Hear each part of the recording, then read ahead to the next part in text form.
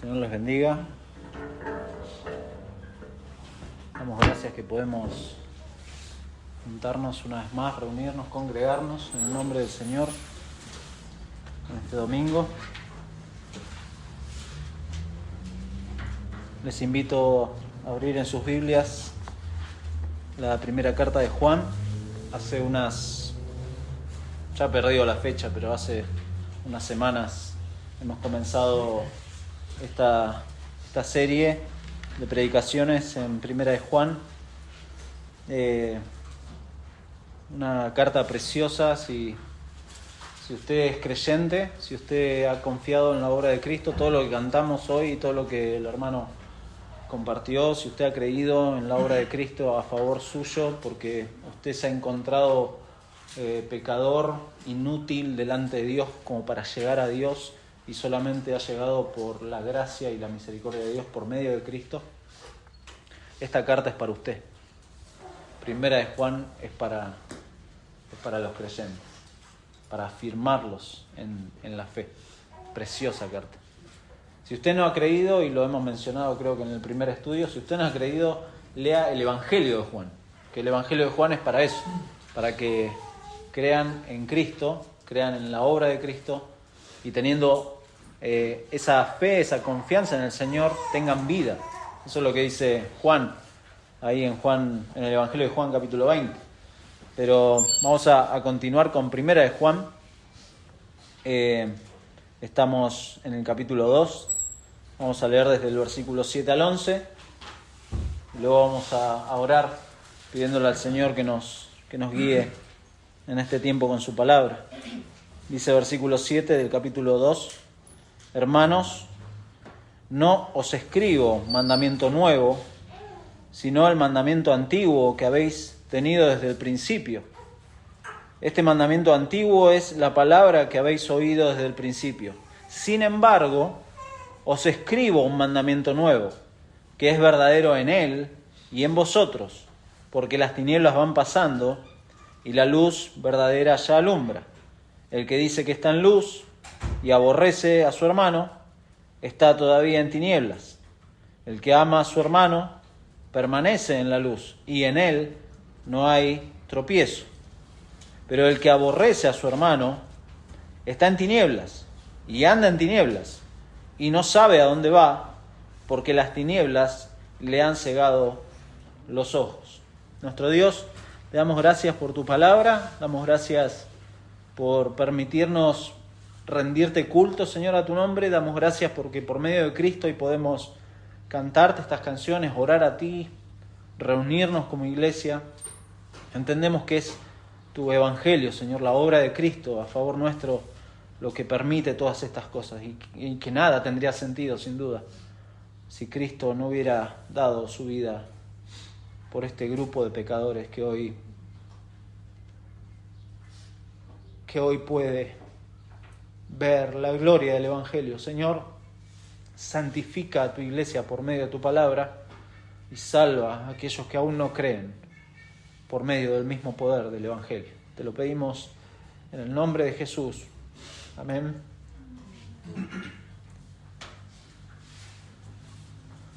En los bancos se da un proceso. Bueno, tenía que hacer una ilustración que hablara del banco, ¿no?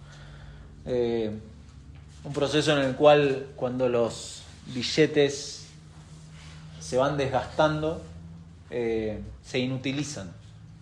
Se llama así, inutilizar el billete.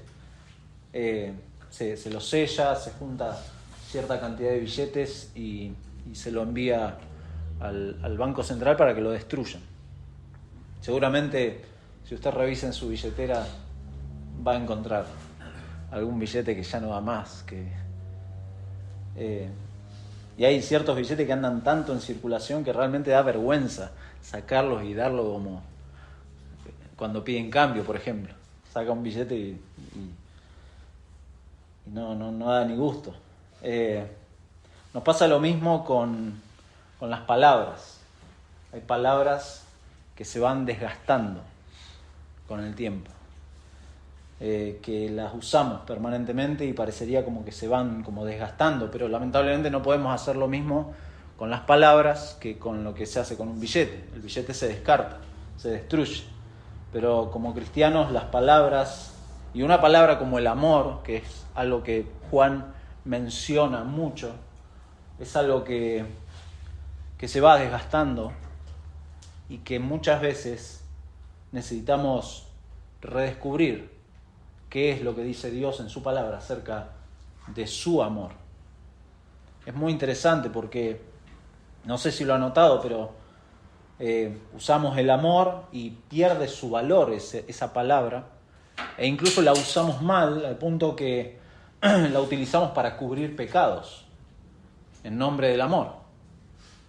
Y no es correcto, porque el amor de Dios, y lo dice Juan, se ha manifestado de una forma tremenda, que es justamente enviar a su Hijo para morir por el pecado. ¿Se da cuenta? En nombre del amor, muchas veces los mismos fundamentos de nuestra fe se ven en peligro, se ponen en juego, porque es una palabra que mal utilizada puede hacer mucho daño, o peor aún, como vamos a ver, es un peligro no vivir verdaderamente como Dios dice en su palabra acerca de este amor. El amor acá para Juan y a lo largo del Nuevo Testamento es el máximo deber moral que tiene el creyente, que tiene hacia sus hermanos y que tiene hacia los demás, no solo como una señal de su salvación, sino que también nos da la seguridad de nuestra salvación, esa realidad. El hecho de amar a mis hermanos, el hecho de amar a mi prójimo, es algo que me da seguridad de la realidad de que he sido salvado. Entonces, desvalorizar este concepto o no entenderlo bíblicamente hace que caigamos en una especie de cristianismo light, de cristianismo liviano, en donde toleramos nuestras faltas delante de Dios y perdemos la capacidad de amar activamente a mi hermano cuando éste está pecando contra Dios. Porque esto es lo que trata Juan acá. Está diciendo que el amar activamente me va a ayudar a no ser de tropiezo a mi hermano y no hacer tropezar a los demás. Juan ha usado opuestos acá para explicarnos esto, para mostrar cómo el engaño del pecado se inserta por medio de nuestras palabras o de lo que escuchamos. Por eso repite varias veces y usa el que dice esto, el que dice aquello, o si decimos esto, o si decimos aquello, pero no vivimos de esta manera. Incluso al cierre del versículo 6 del capítulo 2, dice el que dice que permanece en él debe andar como él anduvo. Y eso nos ha servido y nos da pie a una introducción a lo que va a seguir, al decir el que dice que permanece en él debe andar como él anduvo. Versículo 7, hermanos, no os escribo mandamiento nuevo. La sección entonces anterior, está de versículo 1 al 6, o de 3 a 6, como lo vimos. Juan ha escrito acerca del amor por Dios.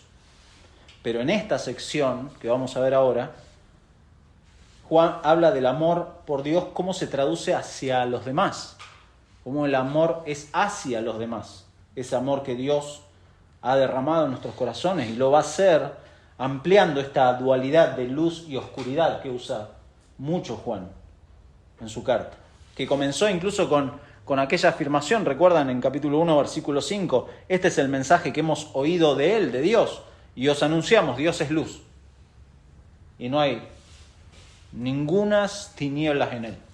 Y a partir de ahí Juan empieza a desarrollar esa dualidad, Dios es luz y no hay ninguna tinieblas en él, una afirmación que nos exhorta a considerar entonces nuestras vidas a la luz de esta dualidad,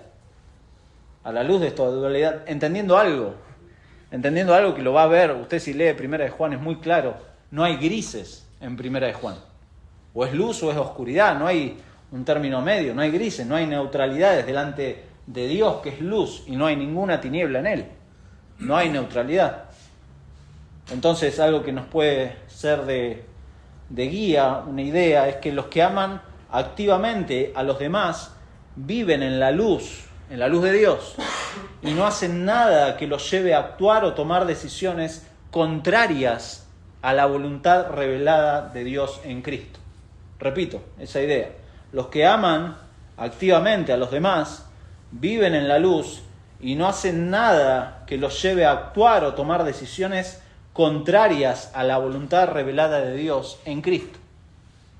Cada acto de nuestra vida, cada decisión en nuestra vida va a estar motivada y va a estar formada por esa voluntad de Dios revelada en su palabra. Eso es lo que Dios busca de sus hijos, de los creyentes. Y de esa forma vamos a cumplir el primer y más grande mandamiento, ¿se da cuenta? Que Juan lo tiene en mente, sin duda. Lucas 10:27 dice: amarás al Señor tu Dios con todo tu corazón, y con toda tu alma, y con todas tus fuerzas, y con toda tu mente, y a tu prójimo como a ti mismo. Ese es el primer y más grande mandamiento. Y el segundo, que es semejante, lo conocemos. Sabemos, si nos preguntaran, si estuviéramos con Jesús en ese momento que le preguntamos, levantaríamos la mano y diríamos: yo también lo sé. Amarás al Señor tu Dios y a tu prójimo como a ti mismo. Y decimos amén, sí, claro. Pero Juan está planteando cómo esto se traduce en mi vida cotidiana. ¿Cómo se traduce?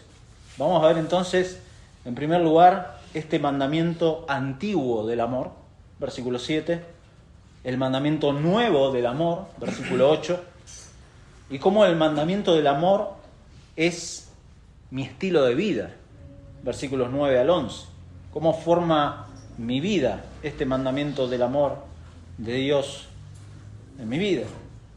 Veamos entonces, versículo 7 dice: hermanos, no os escribo mandamiento nuevo, sino el mandamiento antiguo que habéis tenido desde el principio.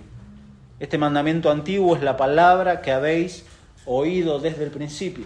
Juan usa acá para comenzar esta parte un vocativo, se llama así, que se ve a lo largo de la carta, esta palabra hermanos, que se puede traducir como queridos amigos, queridos hermanos, amados. Precioso, porque Juan usa un título que es apropiado para esta carta, para esta epístola, en donde el amor es el punto de referencia para verificar la verdadera salvación. Entonces Juan usa mucho, y si lo recorre en toda la carta va a encontrar hermanos, queridos amigos, mucho. Porque Juan no se olvida de que a los que escribe, les escribe para afirmarlos en la fe. Y el hecho de buscar la afirmación de la fe de un hermano, eso es una muestra tremenda de amor.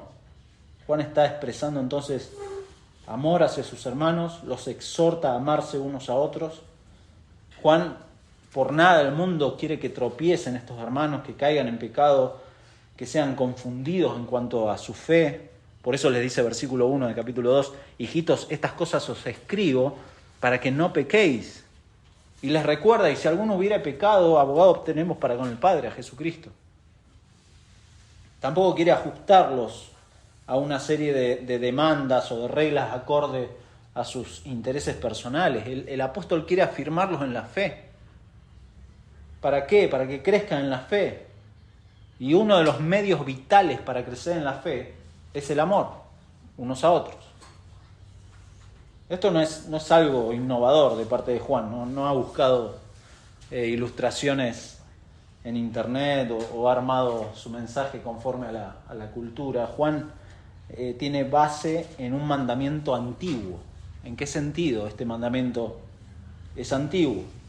O ya lo han escuchado. En el Evangelio de Juan, capítulo 13, 34 y 35 dice el Señor: un mandamiento nuevo os doy, que os améis unos a los otros, como yo os he amado, así también os améis los unos a los otros. En esto conocerán todos que sois mis discípulos, si os tenéis amor los unos a los otros. Esto es lo que escucharon seguramente muchos de los discípulos. Entonces es un mandamiento que han escuchado desde el principio, desde que su fe ha sido real en sus vidas. Pero ¿en qué sentido también puede ser antiguo? Bueno, usted revisa a lo largo del texto bíblico y usted puede reconocer que este mandato De hecho, es central en el Antiguo Testamento, en el Antiguo Pacto. Fíjese, Deuteronomio capítulo 6, conocido pasaje para el judío, quizá para Deuteronomio capítulo 6.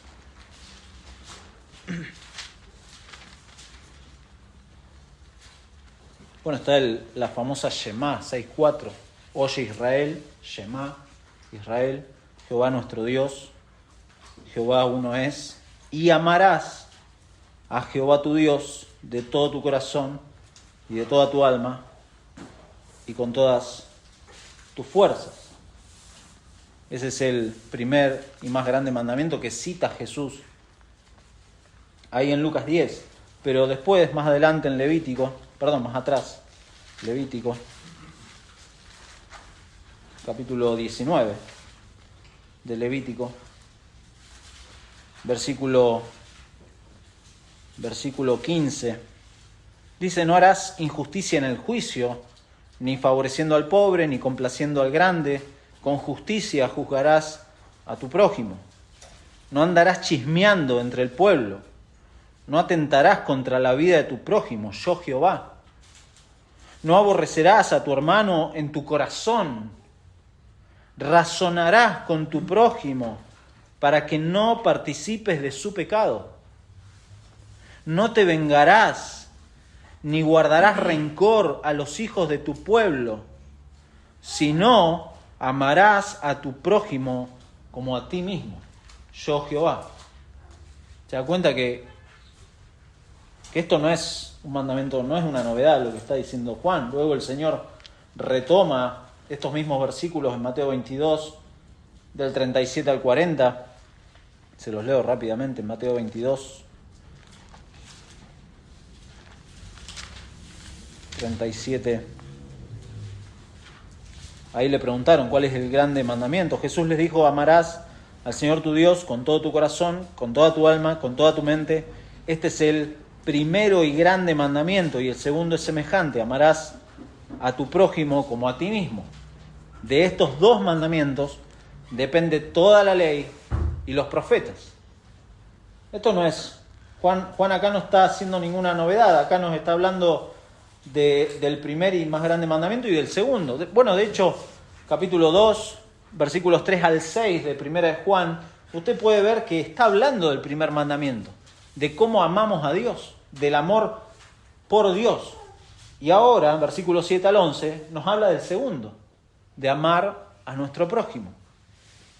Entonces podemos ver la centralidad y la continuidad del mandamiento de amar a los demás en las Escrituras, y hace sentido en lo que Juan les dice a estos hermanos cuando dice que esto lo han tenido desde el principio o que lo han oído desde el principio.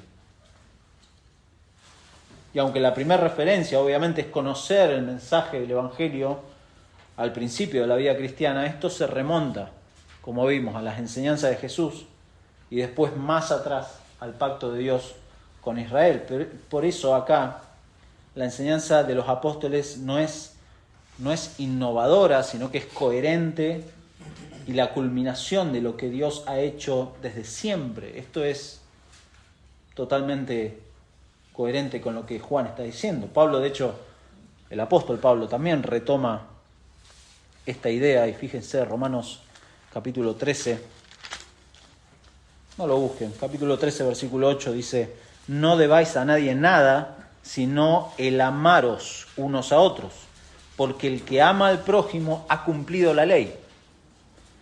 Porque no adulterarás, no matarás, no hurtarás, no dirás falsos testimonios, no codiciarás, y cualquier otro mandamiento en esta sentencia se resume: amarás a tu prójimo como a ti mismo. El amor no hace mal al prójimo. Así que el cumplimiento de la ley es el amor. Y esto, conociendo el tiempo, que es ya hora de levantarnos del sueño, porque ahora está más cerca de nosotros nuestra salvación que cuando creímos. La noche está avanzada y se acerca el día. Desechemos pues las obras de las tinieblas y vistámonos las armas de la luz. Parece como que estuviera escribiendo Juan acá, ¿no? Porque Juan está diciendo, va a decir al final del versículo 8, porque las tinieblas van pasando y la luz verdadera ya alumbra. es esta idea de que Dios está cumpliendo en los creyentes esto de generar esa luz en ellos por el amor que Dios ha derramado en sus corazones. Cuando estas personas se convirtieron al cristianismo, entendieron esto de el cumplimiento de la ley es el amor. El cumplimiento de la ley es el amor, es decir, que hay algo inseparable entre obedecer a Dios y amar a Dios y amar al prójimo. Hay algo inseparable ahí, algo que el viejo hombre, el incrédulo, no puede hacer. El incrédulo no puede amar. A ver, el incrédulo puede cantar canciones de Luis Miguel y puede hablar de un amor súper romántico, puede regalar una rosa, puede hacer un montón de cosas, pero no tiene el amor de Dios, el amor sacrificial, el amor que no es solo palabras, sino acciones, como vamos a ver. El incrédulo no lo puede hacer. Entonces la obediencia a este mandato es prueba de la fe genuina de estos hermanos. Era un elemento básico, es un elemento básico en la sumisión del señorío de Cristo sobre sus vidas. Por eso es un mandamiento antiguo, pero también es un mandamiento nuevo. Dice, sin embargo, versículo 8, os escribo un mandamiento nuevo, que es verdadero en él y en vosotros, porque las tinieblas van pasando y la luz verdadera ya alumbra. Es decir, con la llegada de Jesucristo, el antiguo pacto se torna en algo nuevo. Por eso es verdadero en él. Kainos es la palabra nuevo y habla de frescura en esencia y calidad. No está hablando de nuevo cronológicamente. No, la novedad del mandamiento no la vemos en las palabras, sino en la expresión es verdadero en él. Es verdadero en él.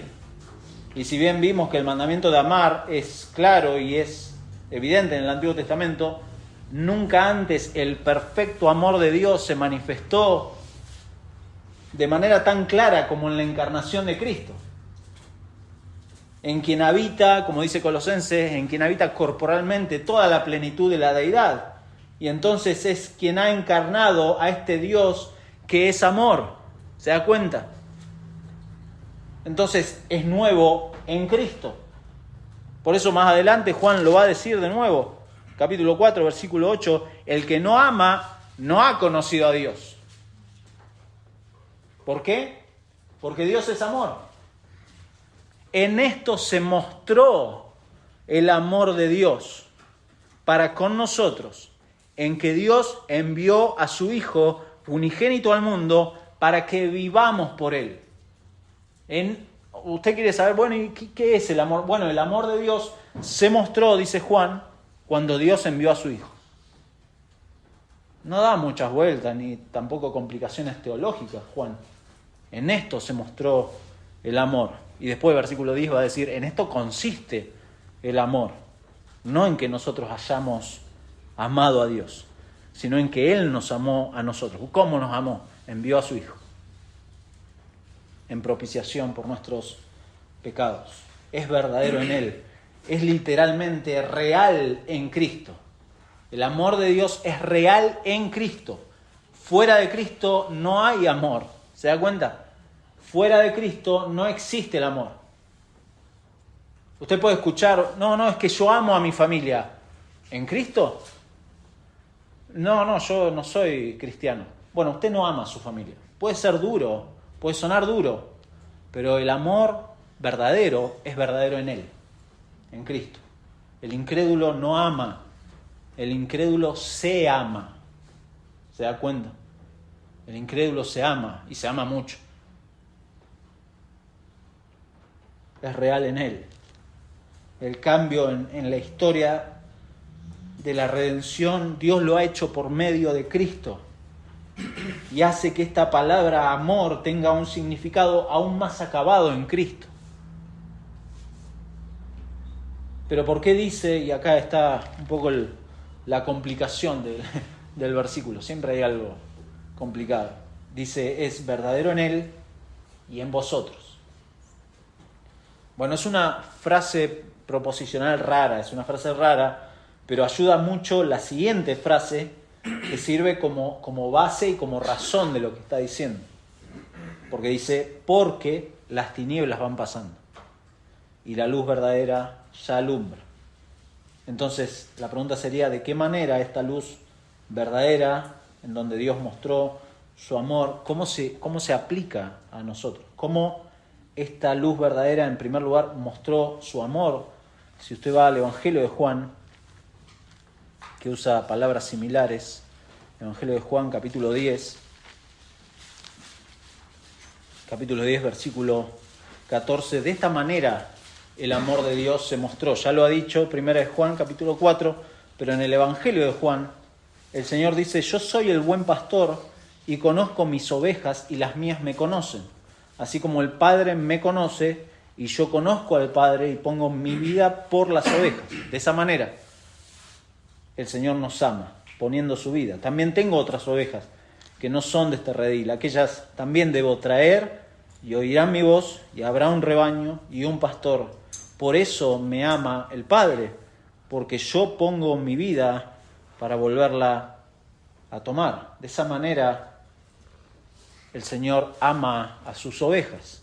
Y más adelante, capítulo 15, va a profundizar más este concepto, y el Señor dice, capítulo 15, versículo 12, este es mi mandamiento, que os améis unos a otros, como yo os he amado.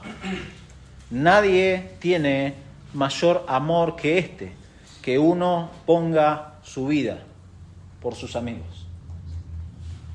¿De qué forma el creyente entonces ama a su prójimo, ama a sus hermanos? Dando su vida. ¿Por qué? Porque así el Señor mostró su amor para con nosotros. Entonces es verdadero en Él y en vosotros. ¿Se da cuenta? El amor evidenciado en forma concreta. Algo que debe verse en los seguidores de Cristo, en los discípulos, en los cristianos. Dios envió a su Hijo, Dios envió la luz del mundo, envió la personificación del amor para dar su vida por pecadores, para darles vida y perdón de pecados, regenerarlos y, como dice Romanos 5, derramar su amor en ellos. Y entonces así Dios traslada al pecador de las tinieblas al reino de su amado Hijo. A cada creyente así alumbra nuestros ojos, y de esta manera el nuevo mandamiento es una realidad en el creyente. Así es una realidad en el creyente. ¿Usted cuida a su familia? Su familia de carne. Bueno, ¿cómo cuida? Esto es lo que está planteando Juan acá. ¿Cómo cuida a su familia en la fe? ¿Cómo cuida a sus hermanos? ¿Cómo ama a sus hermanos? Por eso las tinieblas van pasando y la luz verdadera ya alumbra. Y hay un comentarista, Howard Marshall, que hace un comentario sobre esta frase final, precioso. Dice sobre esta frase: es la imagen de un mundo en medio de la oscuridad de la noche, pero los primeros rayos del amanecer ya han empezado a brillar. Más y más espacios se iluminan en lugar de permanecer en la oscuridad, y la luz se está haciendo aún más brillante. Todavía hay lugares oscuros, sumidos en la oscuridad, pero también hay lugares donde brilla la luz. Y es allí donde se encuentran los discípulos, caminando en la luz y arrojando ellos mismos luz. ¿Se da cuenta? Esto es lo que Juan está diciendo cuando es verdadero en Él, en Cristo, pero también es verdadero en vosotros. Porque las tinieblas van pasando y la luz verdadera ya alumbra. ¿Por qué? Porque la luz de Cristo alumbra en cada creyente. Eso está diciendo. Por eso va a decir, versículo 9, el que dice que está en luz y aborrece a su hermano, está todavía en tinieblas. Este es el último encabezado. En primer lugar vimos cómo este mandamiento es antiguo, en cierto sentido, cómo es nuevo en Cristo, pero también cómo este mandamiento del amor es la forma de vida del creyente. Versículos 9 al 11. Dijimos al principio que frente a esta falta de neutralidad en las palabras de Juan. No hay neutralidad, o es blanco o es negro. Juan, inspirado por Dios para escribir esta epístola, y frente a esta dualidad, pensábamos que los que aman activamente a los demás viven en la luz y no hacen nada que los lleve a actuar o tomar decisiones contrarias a la voluntad revelada de Dios en Cristo. Por eso es muy claro y contundente ahora cómo lo dice. El que dice que está en luz y aborrece a su hermano está todavía en tinieblas. El que ama a su hermano permanece en la luz y en él no hay tropiezo y vuelve. Pero el que aborrece a su hermano está en tinieblas y anda en tinieblas y no sabe a dónde va, porque las tinieblas le han cegado los ojos. Es enfático ese último. Por el obrar de Dios por medio de Cristo, la oscuridad está siendo, y lo dijimos recién, está siendo como extinguida en la medida que cada vez más personas llegan a la fe en Cristo y viven según el amor de Dios en este mundo. Por eso las tinieblas van pasando y la luz resplandece en el creyente. Nuestro Dios soberano está haciendo avanzar la historia para que finalmente brille completamente la luz de Cristo.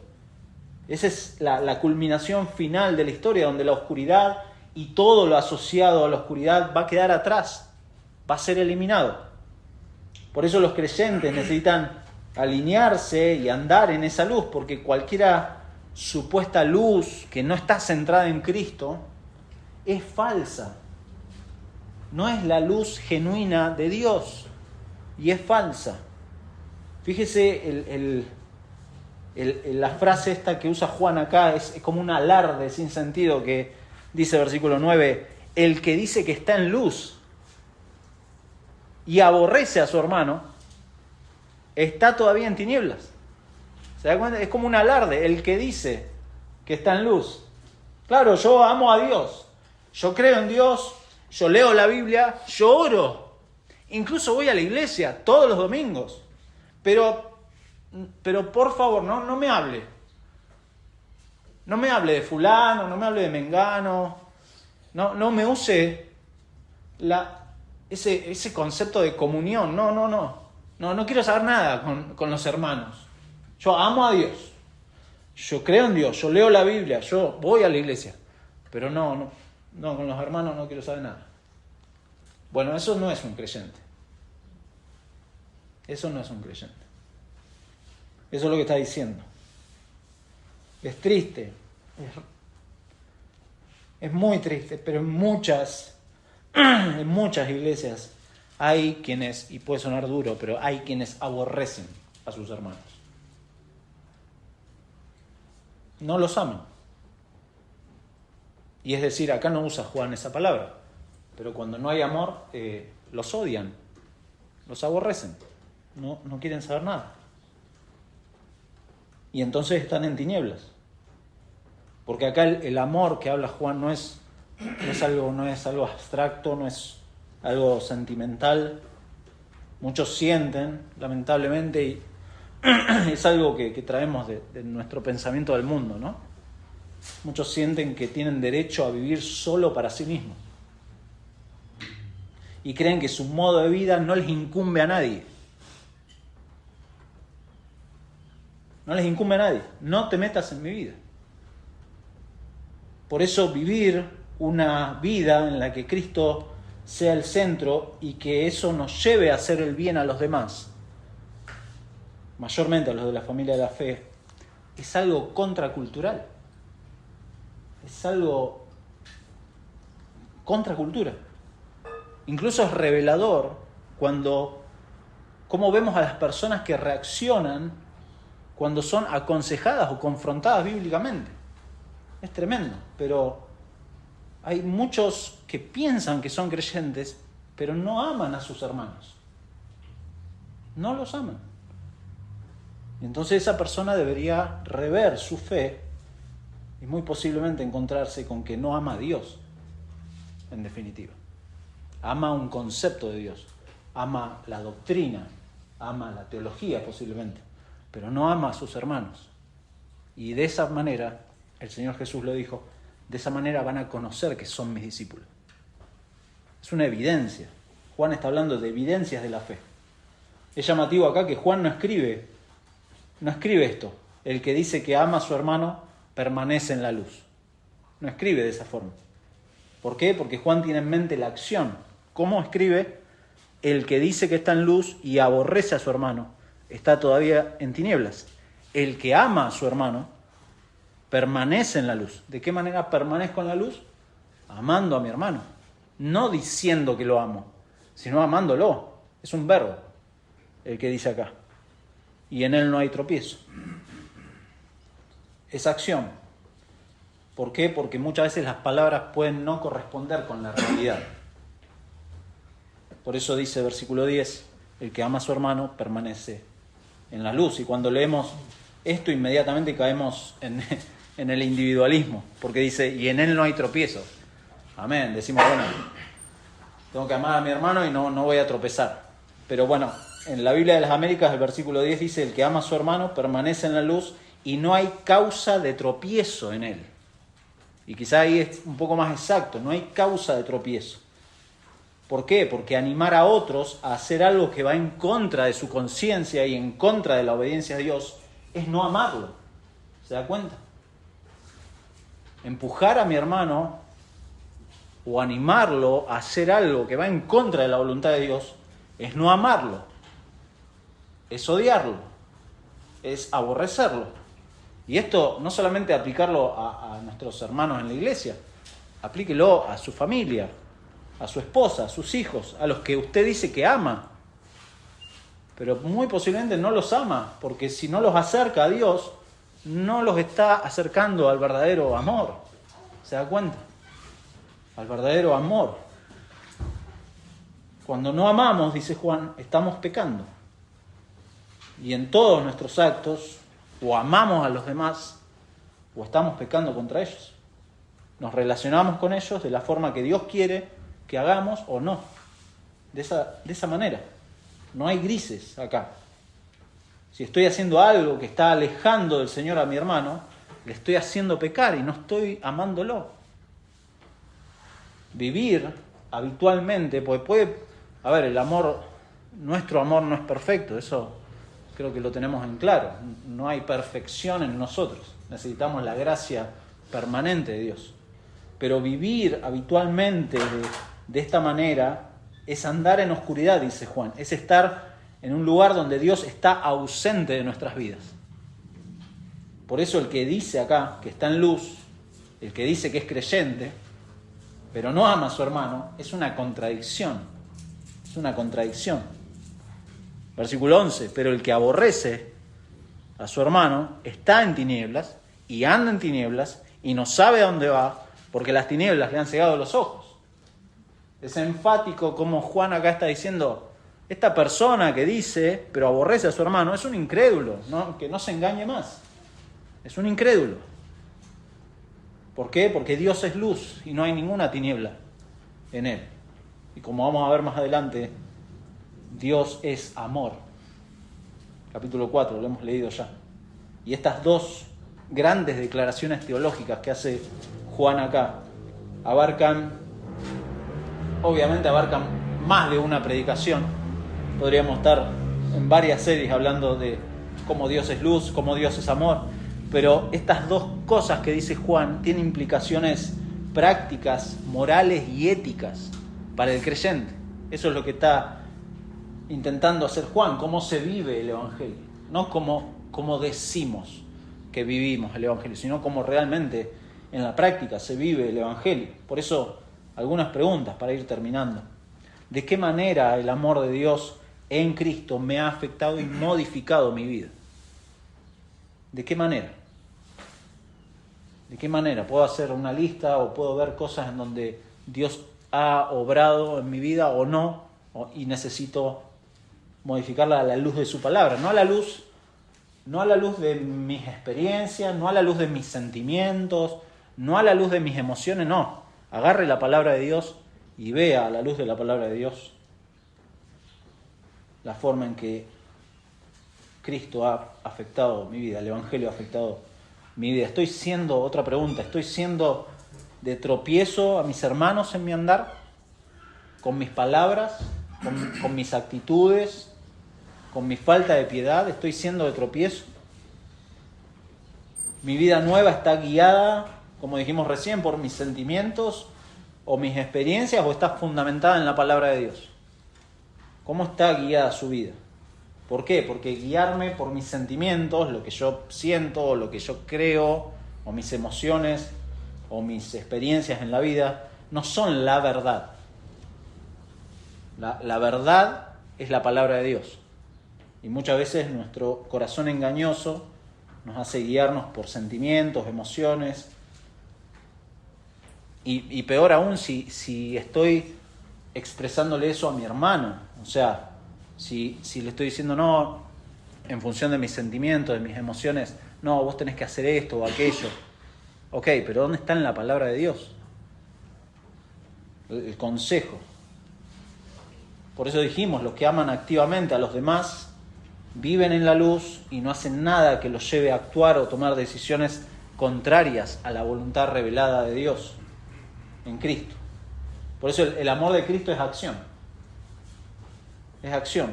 Es algo que se vive y se practica. No es algo místico, no es algo abstracto. No es algo que se dice solamente, como dicen acá. Sin duda es algo en lo que tenemos que con diligencia trabajar los creyentes. Porque se desgasta, como dijimos al principio, esta palabra del amor de Dios. Nuestro amor imperfecto necesita todos los días de la gracia de Dios. Todos los días de la gracia de Dios. ¿Para qué? Para recordar el Evangelio. Para recordar la muestra perfecta del amor de Dios por nosotros, que debe movilizarnos. El amor de Cristo, dice Pablo en 2 Corintios 5, nos constriñe, nos aprieta, sabiendo esto, que si uno murió, el que vive ya no vive para sí, sino para aquel que murió y resucitó por ellos. Si usted no ha conocido el amor de Dios en Cristo, y si el Espíritu Santo ha hablado por medio de su palabra, por favor vaya al lugar donde Dios ha mostrado su amor, a donde Dios ha plantado el clímax de la historia. Vaya a la cruz del Calvario. Es ahí donde en la persona de nuestro Señor Jesucristo Dios ha mostrado, lo hemos leído ya, Dios mostró el amor de Dios para con nosotros enviando a su Hijo. En esto consiste el amor, no en que nosotros hayamos amado a Dios, porque naturalmente no lo amamos, y si no lo amamos lo odiamos, porque no hay grises. El que no ama a Dios odia a Dios. Pero Dios ha mostrado, y en esto consiste el amor, en que Él nos amó a nosotros y envió a su Hijo en propiciación por nuestros pecados. Él ha quitado la ira, de eso habla la propiciación, de quitar la ira de Dios, porque había una enemistad, y lo ha quitado por medio de su Hijo, enviando a su Hijo. Entonces, si usted no ha conocido el amor de Dios en Cristo, corra al único lugar, el único lugar donde Dios va a darle perdón de pecados y vida nueva es en la cruz del Calvario, en la persona del Señor Jesucristo. Hay un comentarista, otro, y esto para los creyentes. Con demasiada frecuencia, dice, consideramos la madurez cristiana en términos de libertad de pecado. O sea, yo soy libre de pecado, he vencido al pecado en determinadas áreas de mi vida, entonces eso es madurez. Eso está diciendo este autor. Pero sigue diciendo, siempre que pensemos en pecados de comisión y no de omisión, está bien. Pero Juan quiere que veamos que la vida espiritual se caracteriza por actos positivos de amor, y que ese amor se ve tanto en la comunión de la iglesia como en nuestra actitud hacia las personas en general. O sea, no es solamente vencer el pecado, sino también actos positivos de amor. Cómo activamente mi amor está siendo de edificación, de bendición a mi hermano. Por eso, como creyentes, y esto para terminar, que sean de exhortación las palabras que Pablo le escribe a la iglesia de los Efesios capítulo 4, y con esto terminamos y luego oramos. Capítulo 4, versículo 17.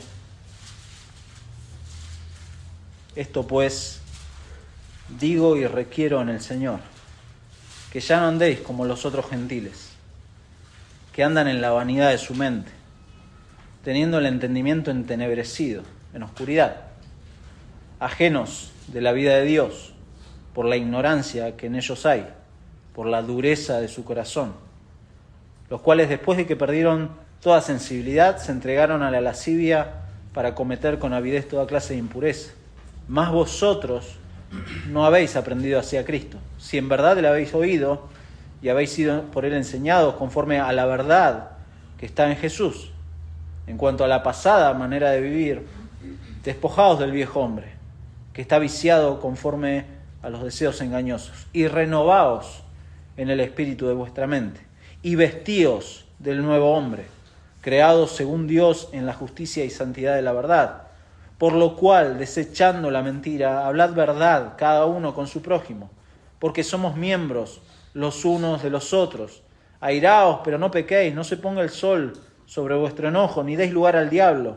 El que hurtaba, no hurte más, y no trabaje, haciendo con sus manos lo que es bueno, para que tenga que compartir con el que padece necesidad. Ninguna palabra corrompida salga de vuestra boca, sino la que sea buena para la necesaria edificación, a fin de dar gracia a los oyentes. Y no contristéis el Espíritu Santo de Dios, con el cual fuisteis sellados para el día de la redención. Quítese de vosotros toda amargura, enojo, ira, gritería y maledicencia y toda malicia. Antes sed benignos unos con otros, misericordiosos, perdonándoos unos a otros, como Dios también os perdonó a vosotros en Cristo.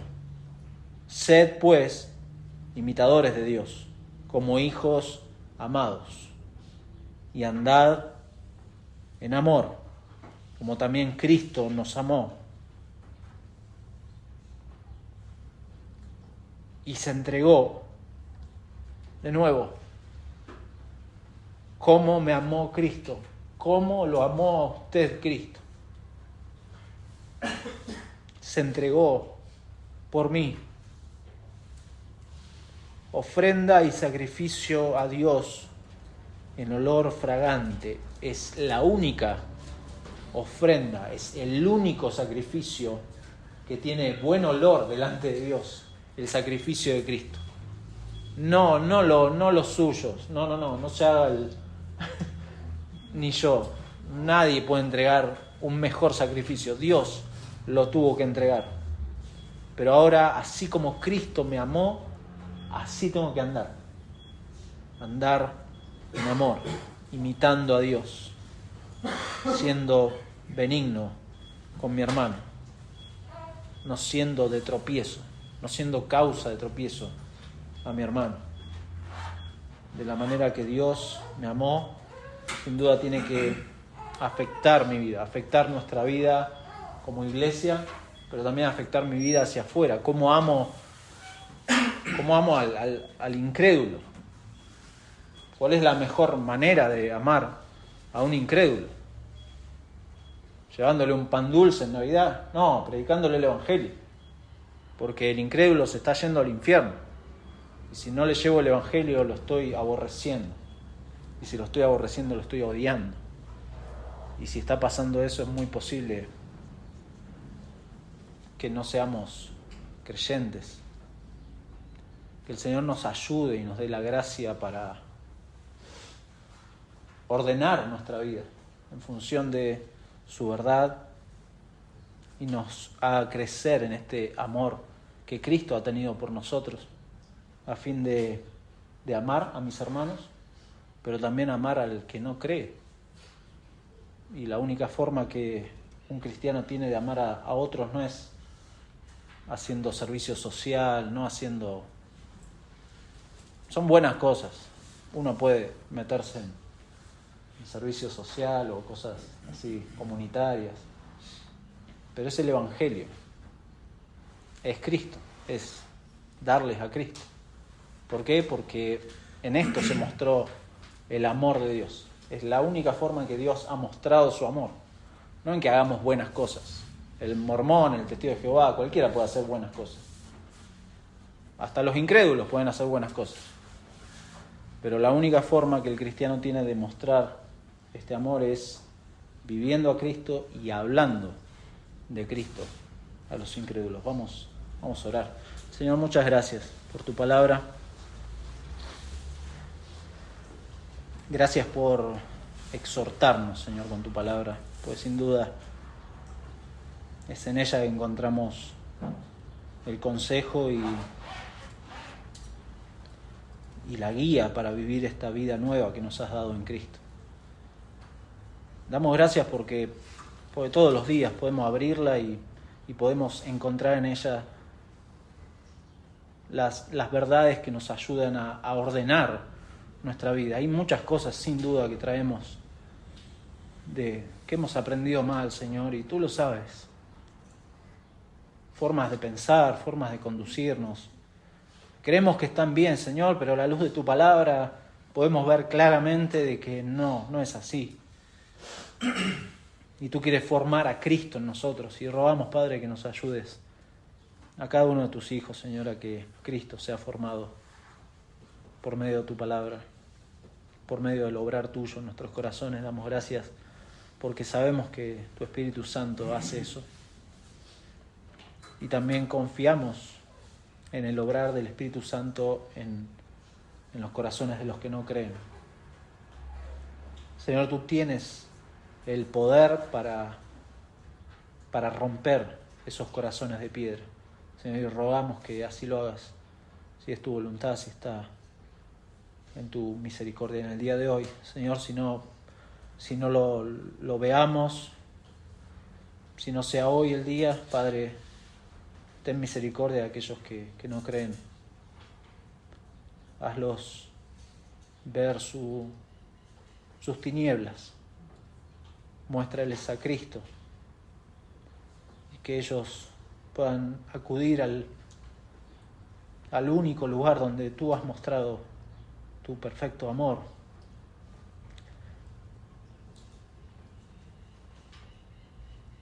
Señor, te lo rogamos en el nombre de Cristo. Amén.